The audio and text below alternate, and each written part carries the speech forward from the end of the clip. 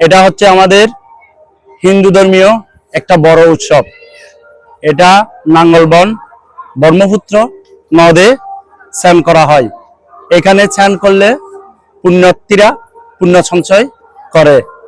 এখান থেকে অনেক পুণ্য সঞ্চয় করে রোগ ব্যাধি থেকে মুক্ত পায়। এখানে স্নান করলে রোগ থেকে মুক্ত পাই, আপনার সব দুর্দশা চলে যায়। আমাদের যা মনে করি আর কি, আমরা মনে করি এখানে স্নান করলে আমাদের অনেক অনেক অনেক পুণ্য সঞ্চয় করি, এটাই। আরো নঙ্গলবন্দর এসেছি, আরো দুর্গা পুজো চাই, আরো বাড়ি কারো মধ্যে শেয়ার করে আছি। এই মানে দুর্গা পুজো খেলে বারোতে গেলাম, বারোতে গিয়ে বাবার দর্শন করলাম আর কি। বাবা কুম্ভমেলাত গেলাম, বাবার এড়ে নঙ্গলবন্দর আইলাম শেয়ার করিবার জন্য।